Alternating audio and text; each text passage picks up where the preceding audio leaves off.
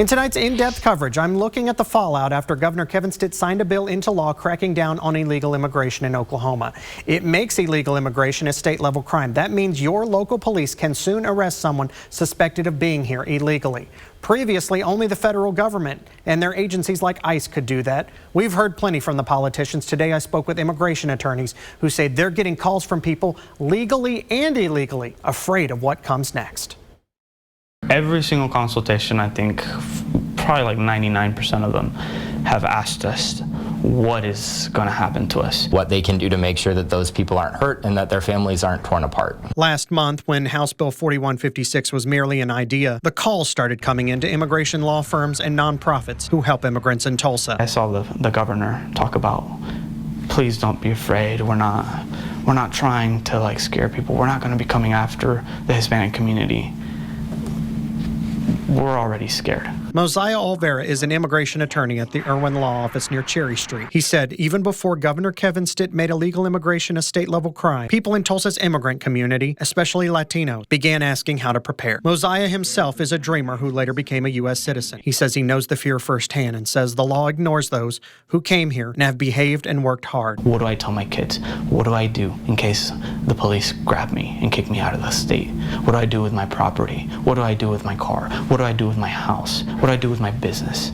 All that's out the window, and this law doesn't take that into account. The calls aren't just to the Irwin Law Firm. In South Tulsa, at the YWCA, Legal Services Director Alex Gavern says calls are also rolling in. We're asking state officials to become immigration practitioners overnight and to understand a complex and ever-changing body of work. And so as people that are in a particular expertise, we expect that there'll be phone calls across the board. People are concerned about being detained, arrested, or charged with being in Oklahoma illegally. Some are legal residents and even U.S. citizens asking what happens if they get pulled over because of the way they look. The YWCA says it's helping get as many people in order and the papers they may need before July 1st. I don't drive around with my passport or my birth certificate, but at this point, what's to stop a police officer from asking for my proof of my citizenship, right? I think the concern is that maybe a person like me is not going to be asked that question, but other folks could be asked that question. So I do think that there is a layer to this that people need to be concerned about profiling. Both say federal immigration law is far more complex than simply asking, are you here legally or not? And Oklahoma's law does not take into account asylum seekers and legitimate pending cases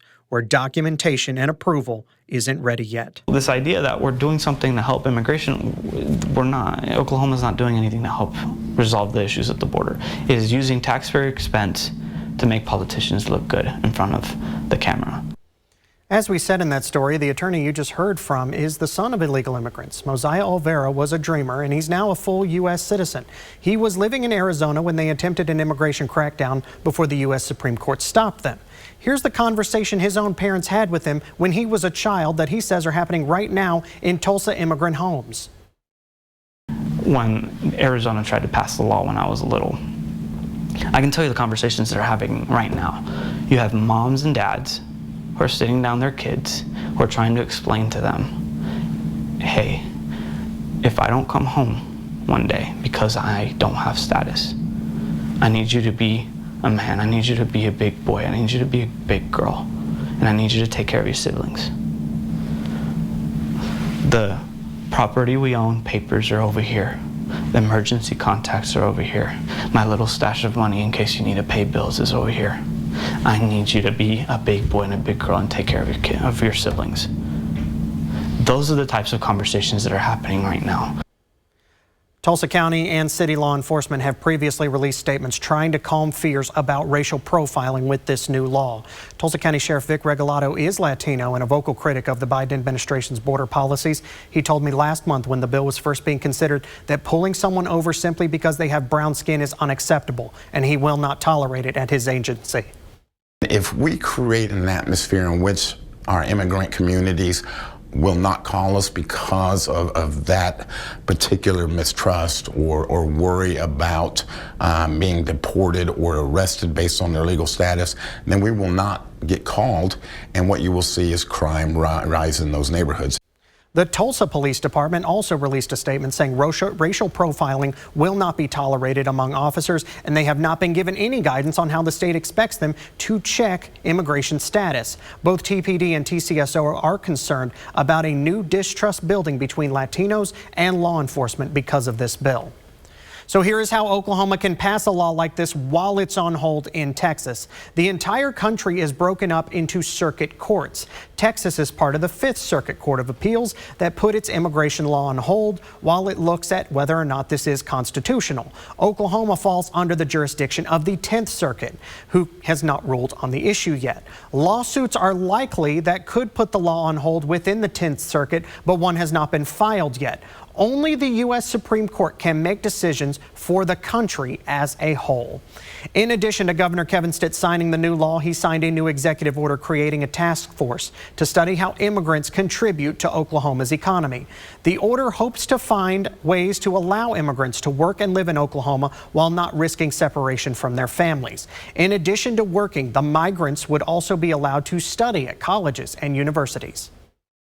And you've heard me say it before, I wish the states could issue workforce visas that could control and understand exactly who's in our state and contributing to our society. So we want immigrants. I mean, we're a country of immigrants that have come in and Senate Democrats offered an addition last week to the new law that would have required illegal immigrants to register with the state, get photo ID, keep paying taxes for the work they are performing, and have their fingerprints entered into a national criminal database if they wanted to avoid any criminal consequences.